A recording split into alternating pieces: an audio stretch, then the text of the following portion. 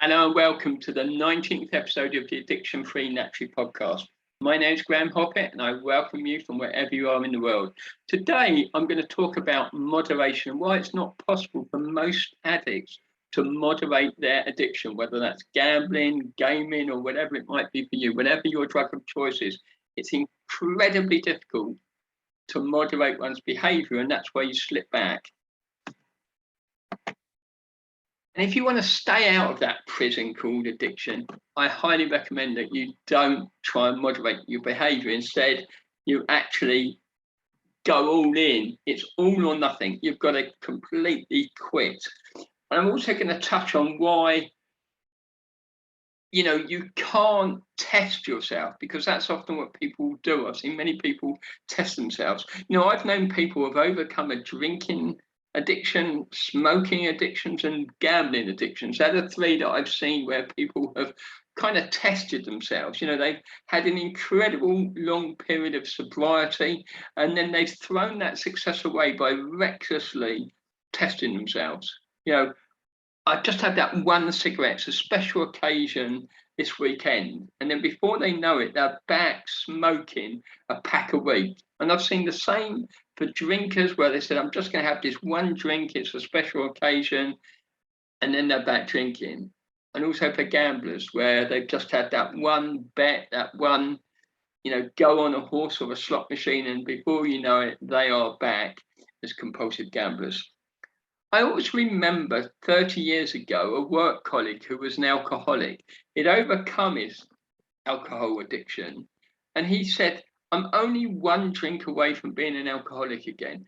And back then, I never understood what he meant by that. But having obviously been through addiction, now I really do, because that is all about, if he had that one drink, he knew that he'd have a second one and a third one, and it wouldn't stop.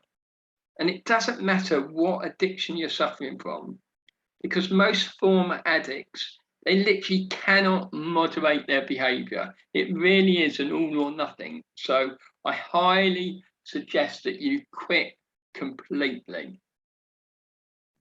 Now, we were not born as addicts. We didn't come out of the womb as addicts, did we?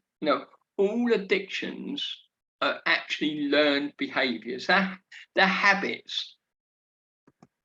We first create our habits and then our habits create us, which is what Buddha said. We're literally programming ourselves by literally repeating, our habits over and over again. We become influenced by a habit. We become what we repeatedly do. What do I mean by that? It's the more that you do something, the more you participate in your drug of choice, whether that's drinking, taking drugs at the weekends, or gaming, or gambling, or sex, or porn, or shopping, whatever it is. The more you do it, the more you think about it, it becomes a permanent fixture in your life. It's like that stream, running down a mountainside. It can cut through the rock. So you might start as a moderate drinker, an occasional gambler, or a social smoker, but over time, almost invisibly and automatically, you then become the alcoholic. You become the compulsive gambler or a smoker who's having a pack a day, and you can't stop.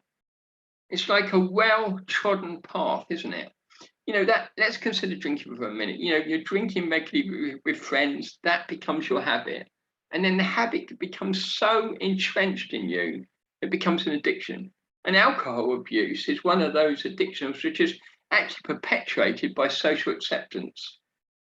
People think it's normal, so it's perpetuated within our society. And the same for gambling and things like that.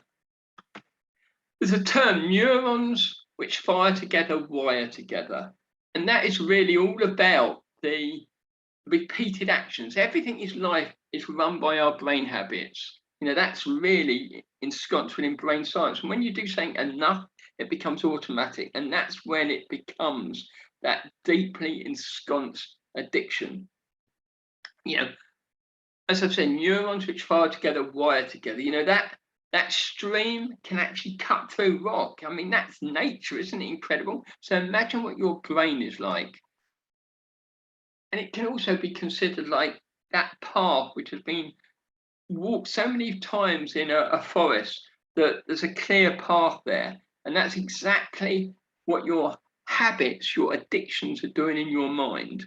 By repeating things over and over again, you are creating that neural pathway in your mind, and therefore it becomes an automatic habit which you can't stop easily. I'm obviously in other podcasts I've told you how you can stop, but it's automatic, and that's why you shouldn't test yourself, because it is so automatic that if you once you've stopped and you've started creating new neural pathways for your new habits of not gambling as a non-drinker, but if you go back and have that drink or that cigarette, you're touching on the neural pathways which made you the alcoholic in the first place. And that's why it's easy to drop back in.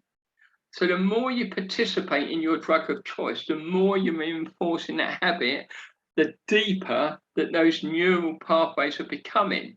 And that's why it's so difficult to stop. So that's why you don't want to go back and test yourself by just having that one drink, that one cigarette, or that one bet on a horse. Keep away from it completely. Because we're literally programming these pathways in our brain, in our subconscious mind, and it becomes our identity. Our addiction becomes our identity. And if you remember from some of the other teachings, I mean, I gave a great quote from Maxwell Maltz, which says you can never overcome, or outperform, I should say, you never outperform your self-image, which is your subconscious identity. And that's why it's crucial that you should never try and test yourself by having that one drink or going back to your drug of choice just once. It just doesn't work. So moderation, therefore, is not possible for the majority of addicts for the reasons I've said. Because the old neural pathways will always be there. They're always going to be there, even though you're creating new neural pathways, your old ones will always be there. So moderation is not possible, and I can't stress that enough. It's for the majority of people. A rare few can. So I'm not saying for everyone, but for the majority of this, moderation is not possible. So don't test yourself. Now, you can undo, remember, so let's on the positive. I've told you why you shouldn't try and just moderate, why you should literally stop completely. But let's just be positive here and remind ourselves that we can undo our programming by using neuroscience and neuroplasticity. Self-directed neuroplasticity in particular is how you literally create new neural pathways in your brain. Because neuroplasticity shows us that our brains are not fixed. Instead, they're like plastic. They're malleable. They can be changed and molded. So that's why we can use science to actually create our new habits to quit our addiction. But don't go back and test it, okay?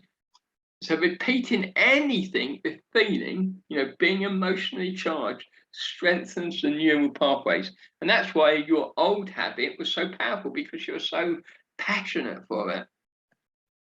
So neuroscience, neuroplasticity, and neurogenesis, these are the sciences that are helping you to create your new habits. And remember, new habits are formed by repetition. By creating the new habit, you are repeating it over and over and over again. And one way is obviously by hypnosis. So the repetition of any actions, behavior, eventually forms this habit, which is creating new neural pathways. But that's still no reason to go back and test your old ones, remember. So replacing your old habits is achieved by repeating your new thoughts, your new emotions and feelings in particular. All those feelings and actions over and over again. So repetition is the key. And I'd also mentioned about the 21 and 90-day rule. You can create a new habit, a basic habit, within 21 days. But there's lots of evidence to say actually it takes 67 days to create a new habit, depending how entrenched the old one has been. But it's going to take 90 days to really make your new habits a permanent lifestyle change. And just reminding you, science, we can use the science to actually create those new neural pathways. We can change our, and that starts by changing our story, the story that we tell ourselves, to create a new positive self-image in our mind. But then we're going to unlearn those unhealthy addictive behaviors. We're going to drop those. Remember that I've told you lots of ways to do that. And then we're creating our new empowering habits. So we're going to create a new healthy self-image, which is effectively our subconscious identity, by repeating our new habits over and over again. So, coming back to the main topic, which is, I'm just reminding you that moderation is not possible. I don't recommend you try and moderate your behavior.